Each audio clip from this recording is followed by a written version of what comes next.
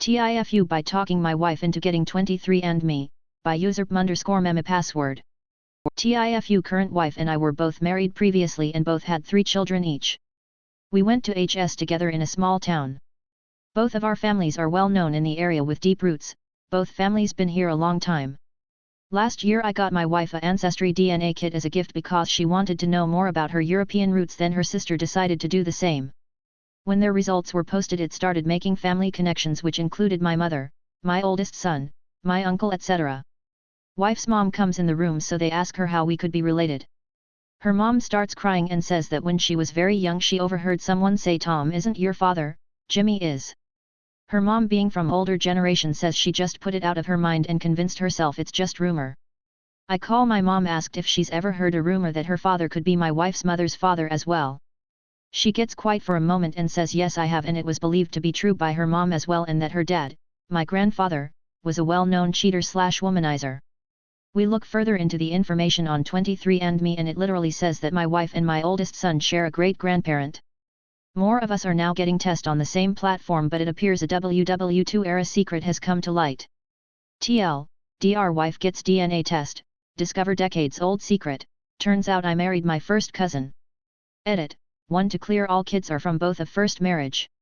2. My mom and wife's mom are apparently half-sisters. 3. Wife's mother is quite upset. 4. WW2 was hard on everyone. Trying to not make a joke here. Edit 2. At first wife was laughing about this, but I'm afraid that the reality of it is caught up to her. Personally I think she's reading too far into it. I wasn't aware of how prevalent this particular taboo fetish is. Some of y'all are freaks. Maybe once this is settled I can have some fun with it. As I stated, all kids are from previous marriages, we're in our mid-40s and will not be having any more. We're definitely not in Alabama, but we may have to move there now. Yes, we're very much in love and will be staying that way. Although we probably won't be sharing this information with too many other people, guess we'll keep in the family. Tifu by assuming me and a friend were dating, by user Jolly Joplin.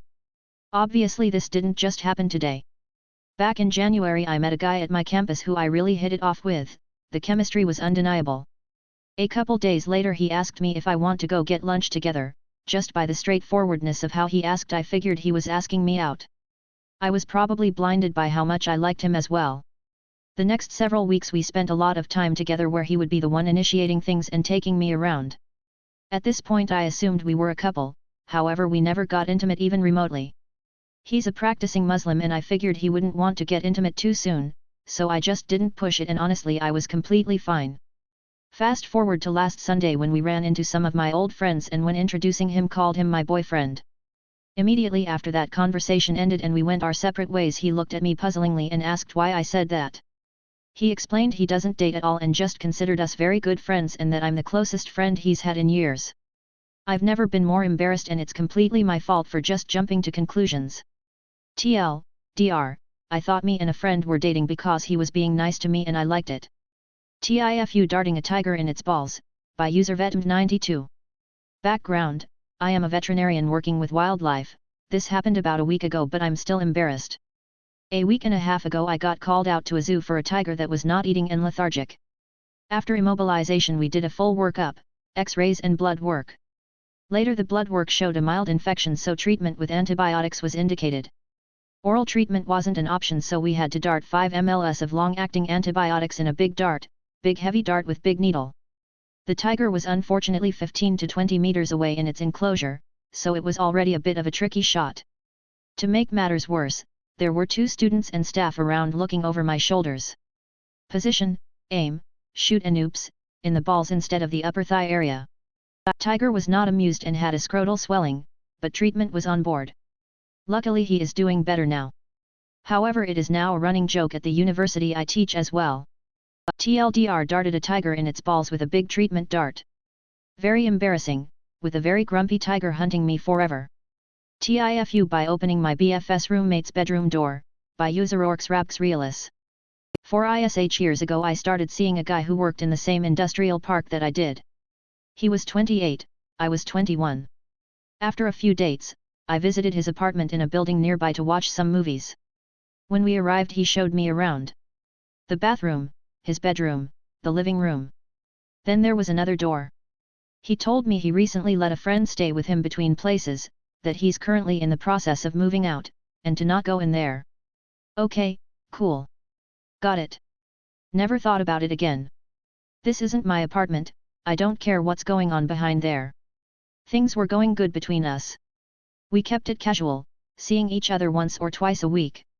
We kept this casual pattern for a few months and the relationship grew into a more comfortable partnership. I started staying over more often, and began wanting to do my part in keeping a tidy house.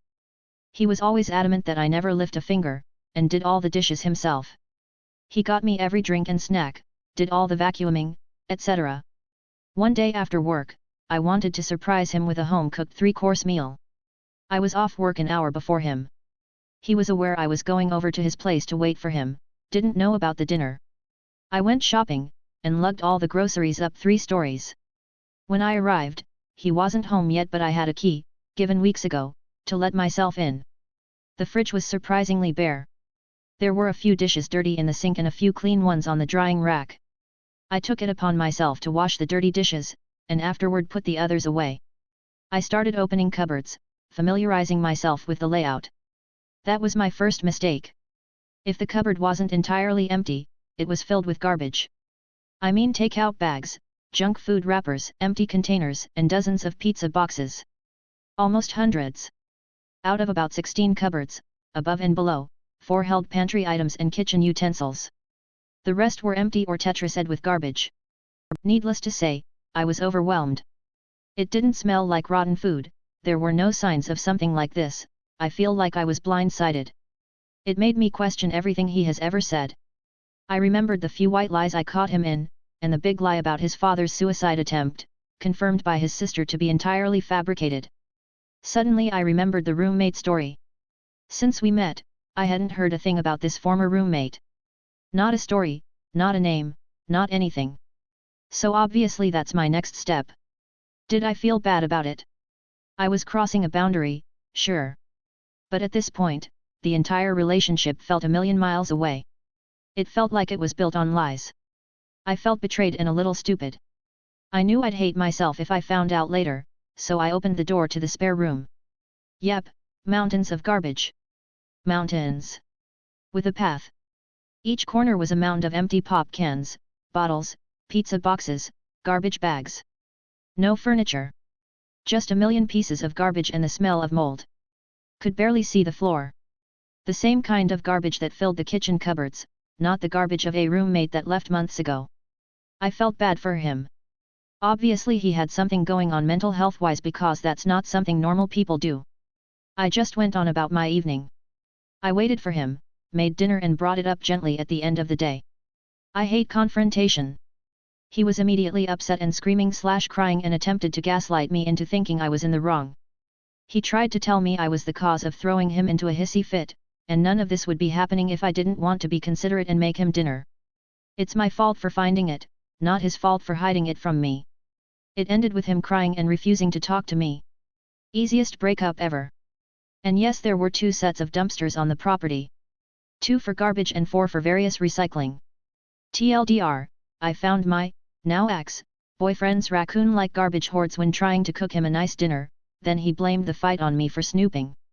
Edit, he is a Reddit user, cause I introduced it to him lol. If you're seeing this, hope everything is okay. TIFU by not assuming all children are suicidal and hitting a 4-year-old with my car, by user Nagumi. Obligatory. This happened to me like 4 weeks ago. So I was driving down the street, turned left. As I complete the turn I'm going into a crosswalk, all this at very low speed, when a 4-year-old runs out into the crosswalk and I hit him. I stop immediately of course as the mother runs after him. Everyone is screaming. The boy was knocked down and crying, mom was screaming, for a second at me and then in fear. I kept saying I'm sorry, I'm so sorry.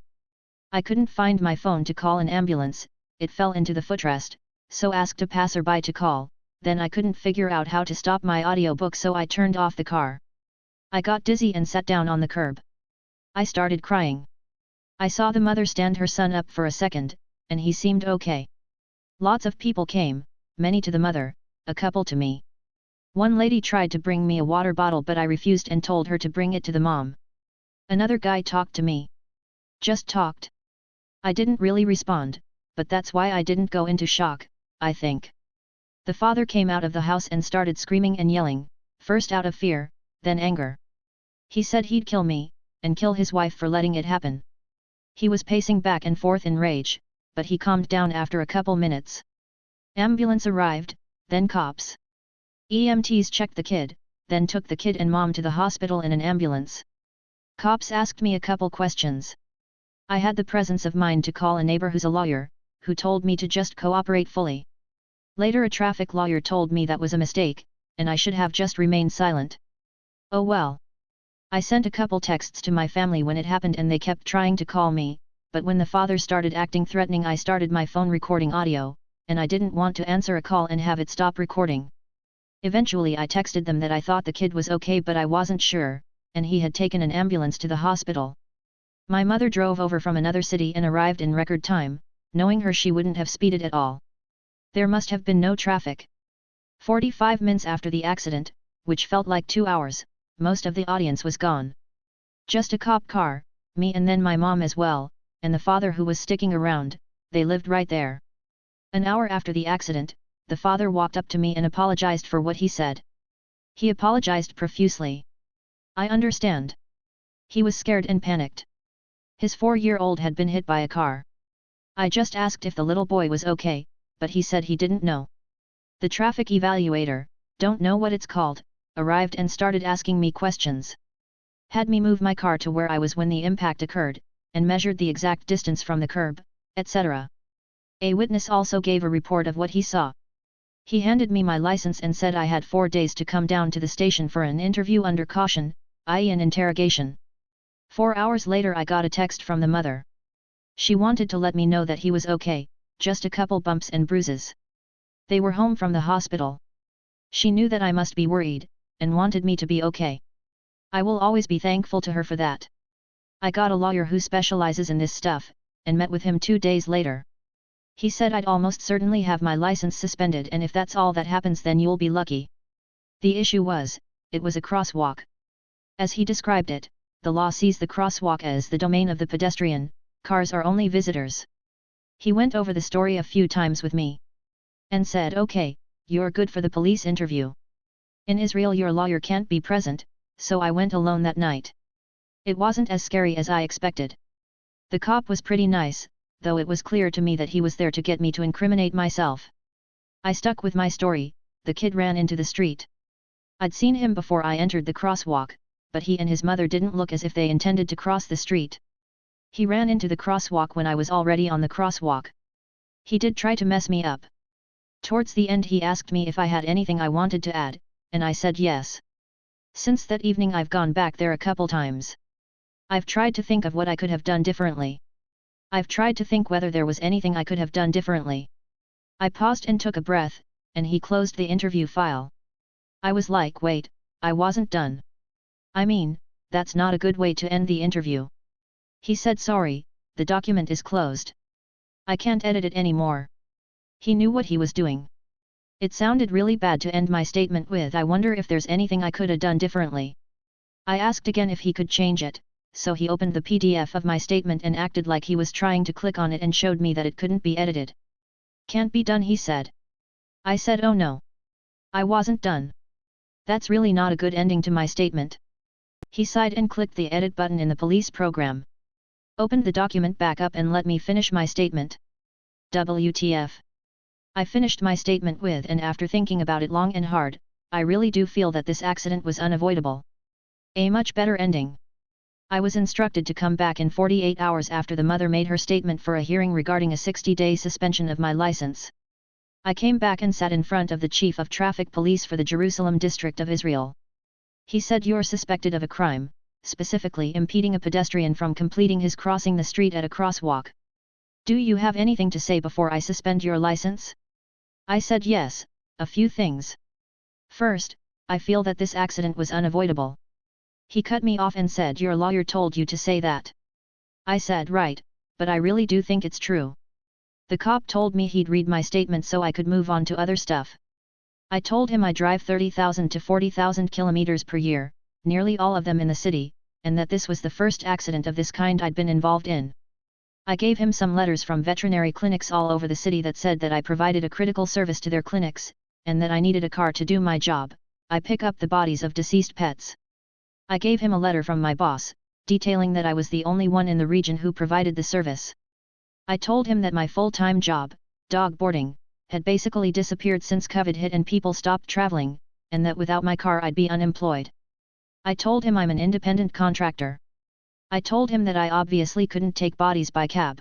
He understood that. He nodded, asked me a couple questions and handed me my license.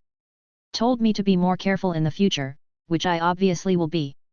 I told him that from now on I'll view all pedestrians as suicidal. He said that was smart. He said I might still hear from the DA if they decide to prosecute, which very well might still happen, but the fact that they decided not to take my license is certainly a good sign. I went home. A few days ago the mother contacted me again. She asked if I could cover the ambulance fee, about $130, which I'm fine with. I apologized to her for not being in touch. My lawyer told me to avoid contact. She understood, and told me in no uncertain terms and in writing, I do not plan to sue you. You are not at fault, it could have happened to anyone. I will not sue you, not now and not in the future. She did that in writing specifically so it would be binding. She's a lovely person, and I'm so grateful. She even told me that she asked the police to close the case and not pursue charges. She said he's still scared of cars, but that it's passing. I plan to get him a Super Wings toy, cartoon he likes, even though the mom said it wasn't necessary. TLDR, driving, hit a 4-year-old, kiddo is okay, we're all shook up. Edit, I'd like everyone to read this comment on my post, a story from a parent who lost their child to a motor vehicle accident weeks ago. Let's give them a hug, I can't imagine how hard it is for them. https://www.reddit.com/r/tifdude/comment/t_fu_not_by_not_assuming_all_children_r_suicidal/i0wzyg2/